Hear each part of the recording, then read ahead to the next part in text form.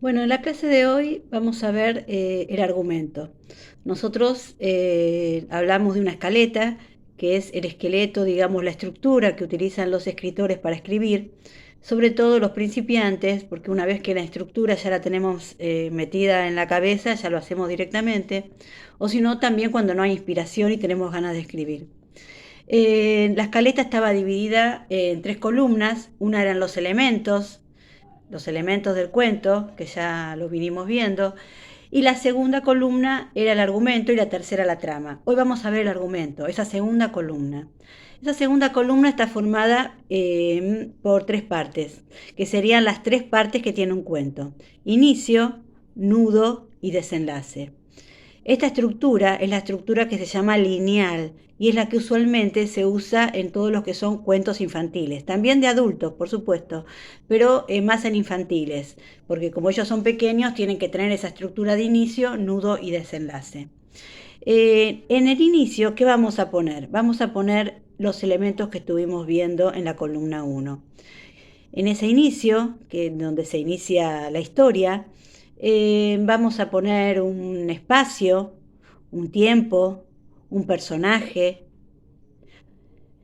Cuestión que el lector que va a leer esa historia, que va a ser un cuento, que va a terminar siendo un cuento, pueda ubicarse en un tiempo, en un espacio y saber de qué estamos hablando. Por lo menos presentar aunque sea un personaje. Ese es el inicio. Ahora yo les voy a poner unos ejemplos, los voy a leer para que ustedes vean que en estos inicios que va a haber un espacio, va a haber un tiempo y va a haber, aunque sea un personaje. Bueno, este es uno. María vivía en un pueblo muy pequeño de la provincia de Buenos Aires, conocidos por algunos pocos como del Carril. Ella nació allí, al igual que sus padres. Sabía que no había atardeceres tan coloridos, noches tan oscuras y estrelladas como las de su pueblo. Bueno, ese podría ser un inicio. ¿Por qué?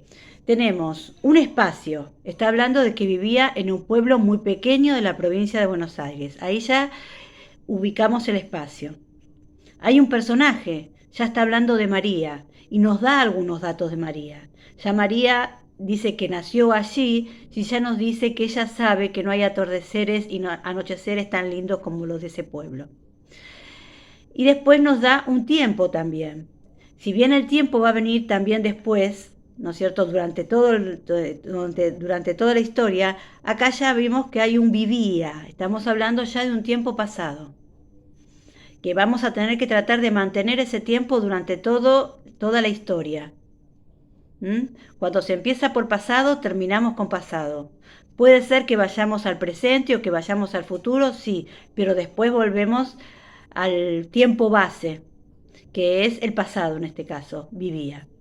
Acá vamos con otro ejemplo de inicio. El departamento donde habitan es muy pequeño. El living es comedor y cocina a la vez. Diríamos que es uno de esos monoambientes modernos que ahora tanto se estilan. Se casaron hace 2 meses, después de un largo noviazgo de 10 años. Ana y Alberto se conocen desde el primer día de clase de la universidad. Bueno, este puede ser también un inicio. Fíjense que ya tenemos un espacio, el departamento donde habitan, que inclusive lo describen, que es pequeño, que tiene un living y comedor y cocina a la vez, que se trataría de un monoambiente.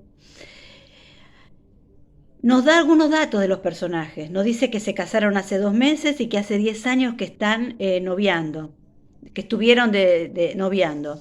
Y después ya nos dicen los nombres.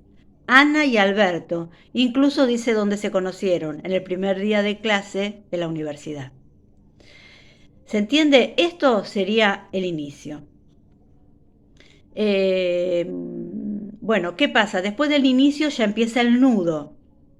El nudo ya sería donde empieza a verse el conflicto, donde hay algo que sucede que saca este equilibrio del que estamos hablando. Hay un problema, hay un conflicto. Entonces, después del inicio viene el nudo, que es el conflicto y el desarrollo de todo ese conflicto y de lo que sucede hasta llegar al desenlace, que es el final. ese final que puede ser abierto o cerrado, y ese final que puede ser bueno o malo. Eso lo vamos a ver después. Pero bueno, este es el inicio. Ahora en la próxima clase los invito a que hagan estos tipos de inicio, ¿no? Como estos ejemplos. Y que me lo manden también, que no tengo problema y yo les digo ahí si está bien el inicio como para empezar a escribir ya una historia que terminará en cuento. Bueno, en la próxima clase vamos a ver ya el nudo. Bueno, muchas gracias.